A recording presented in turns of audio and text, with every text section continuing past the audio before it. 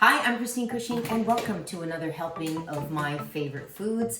Today, things are gonna get a little wild as we take a worldwide comfort food favorite next level. Get ready for cream of wild mushroom soup.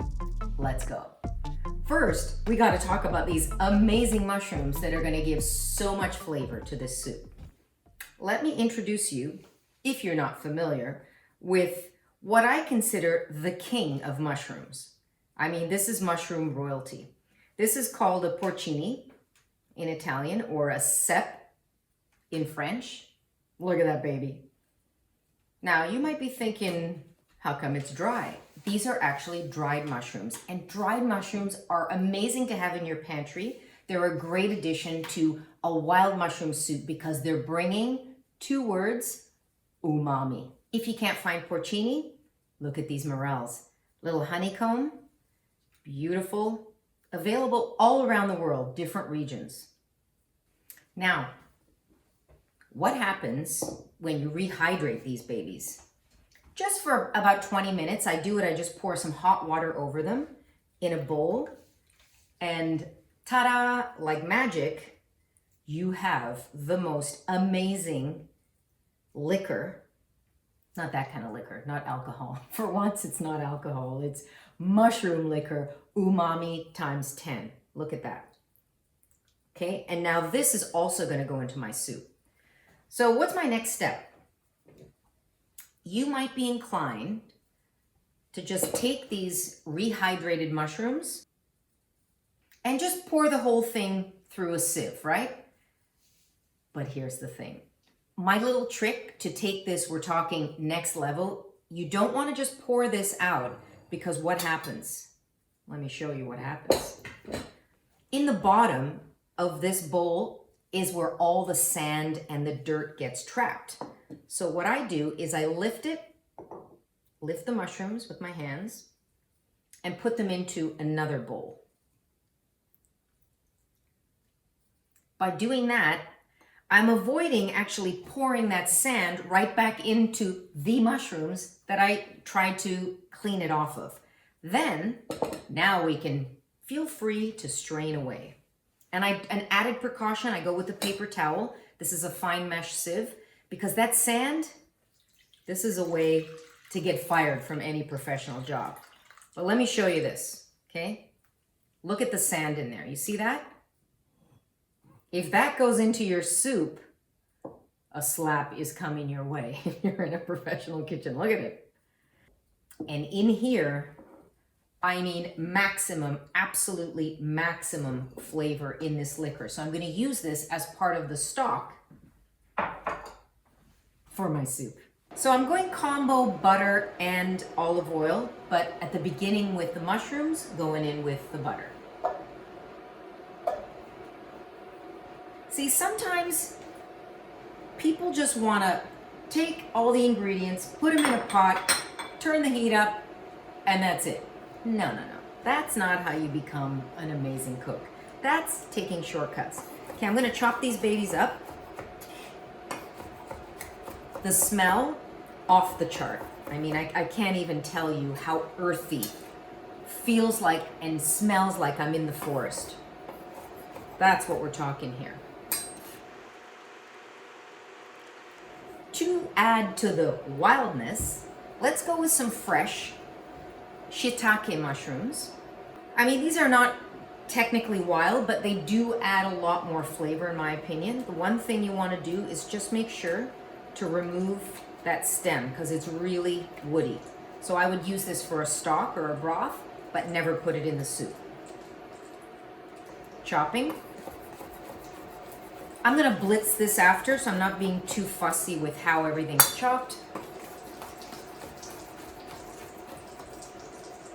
And now going into the pot because my butter is browning. Ooh la la. First level of flavor. I'm kind of at a medium heat now. I just want to extract the most flavor out of these beautiful mushrooms. By the way, wild mushrooms are expensive, but a little goes a really, really long way. So sometimes it's a great way to make a sauce or a soup like this where you add literally 1 ounce of wild mushrooms, 30 grams or so, and it just takes it next level because that's what we're talking about. Okay, so now these are going to take a little bit of time to kind of give me the maximum flavor that I want before I go to the next level, which is my mirepoix. So in a mushroom soup, the mirepoix I like to use does not include carrots. So a mirepoix doesn't always have carrots. For example, if I'm making, let's say, a cream of potato soup, same thing. I would just go with a white mirepoix. So leeks, celery, and some kind of onion. I mean, onion is 100% gotta go there.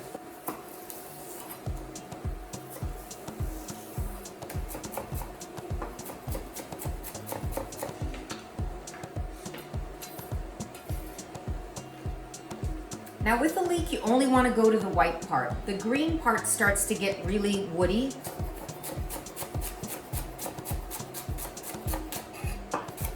I think leeks are so underused in North America. In Europe, we use them so much. Every kind of European culture that I know really loves leeks. Now for me, to get this soup, this wild mushroom soup next level, it's all about these little details. I want to brown these mushrooms, so first they feel dry, then they release some moisture, then they get really nice and dark golden brown. That's the stage I'm looking for. Ready? Shallots.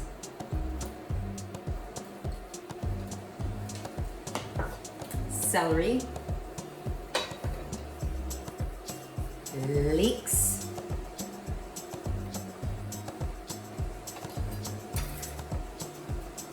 Did I forget to mention a clove of garlic also going in? Here's where the controversy starts. There's going to be controversy. I mentioned excitement, liquor, next level. I didn't mention controversy, did I? Ginger.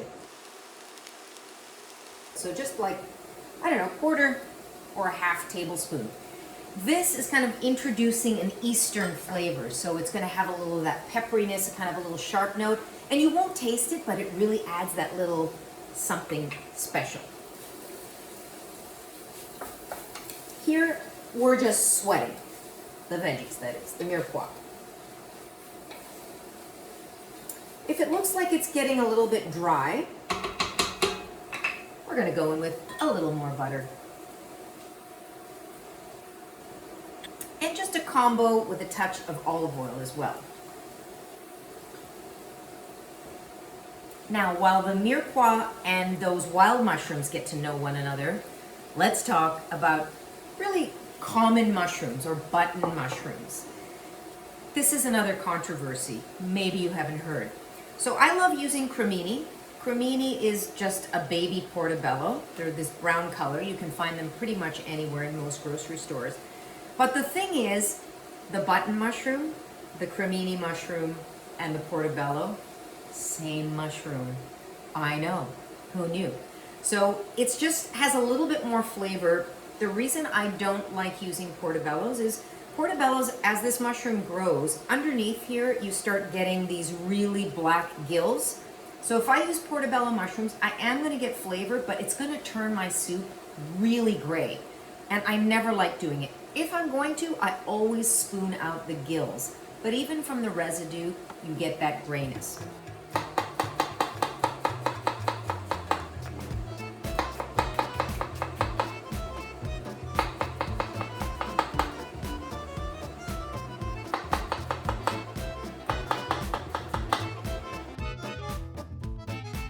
So now 5 or so minutes, you can see that those leeks, the shallots, they've all sweated down. They're nice and soft. Now it's time to hit it with the next phase. So I'm going to add some fresh thyme.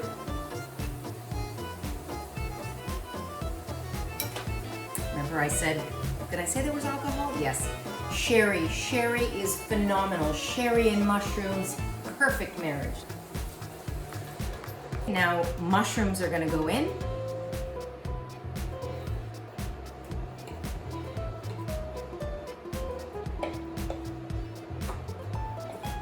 Just again letting these sweat down to release a little of their moisture. A little bit of salt while I'm here. The next thing in terms of herbs or aromatics, I'm gonna add some fresh tarragon. I love tarragon and mushrooms also, and then when you add the sherry, absolutely phenomenal.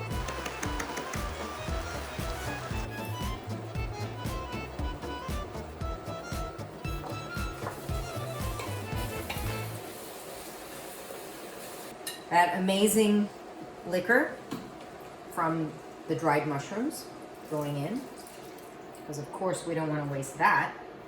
Stock, you can use vegetable stock if you like, it's totally great. I just had some chicken stock, so I'm using it, but vegetable stock, totally great. Here's the controversy.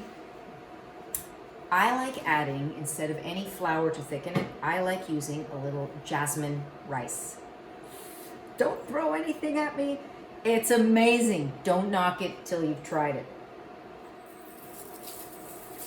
So what that rice is going to do, it's going to disintegrate because it's a quick cooking rice. You can use Basmati or Jasmine here.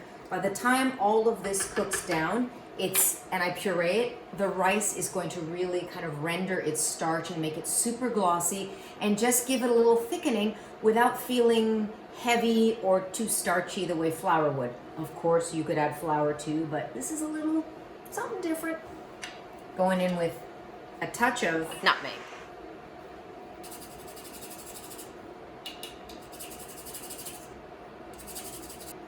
A little bit of cracked black.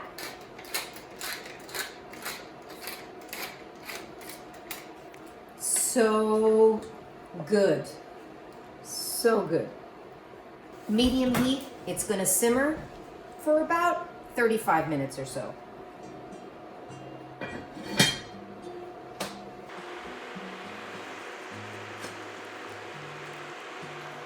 Minutes, I take the lid off, now I hit it with the cream.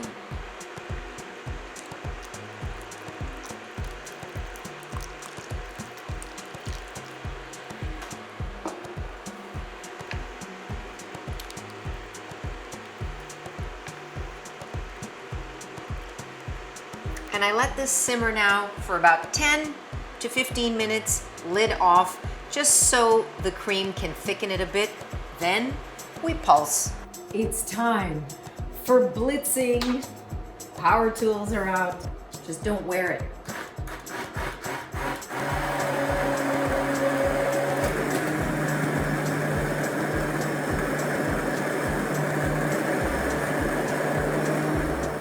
Oh, does this smell ridiculous? Oh man. All right, I'm tilting it because you want it to be immersed. That's why it's called an immersion blender.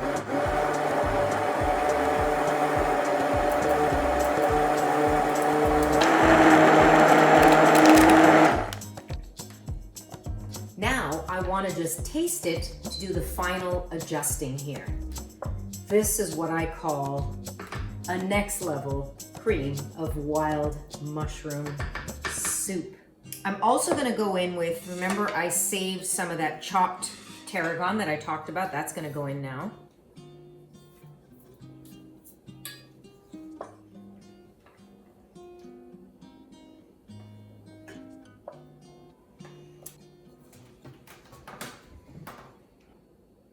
Now here's what I was talking about the texture. If you want some texture, this is where you just add in some of those mushrooms that we talked about at the beginning, so you get a bit of texture.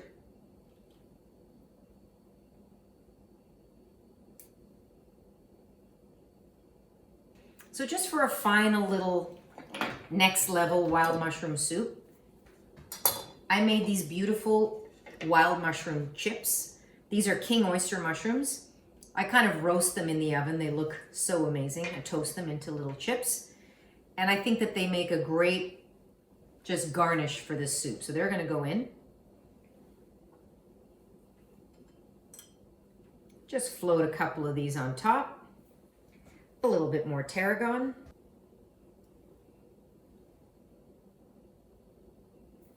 And we got ourselves a crazy wild mushroom soup, next level, as in cream of.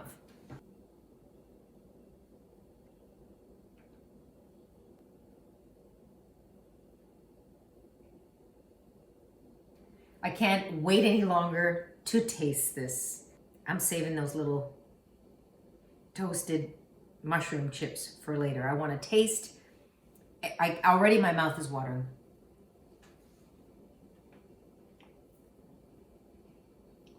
Wow. I really taste the forest, those wild mushrooms that I told you about. That first step, the porcini, the mushroom royalty, the morels, a little bit of that sherry. And wait till you try the rice trick. That's all I'm gonna say. Wait till you try it. The silkiness of it.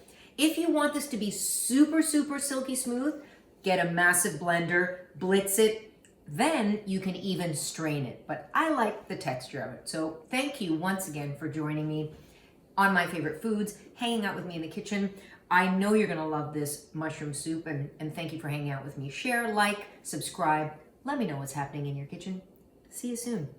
This bowl is way too big for me, but I'm gonna do my best.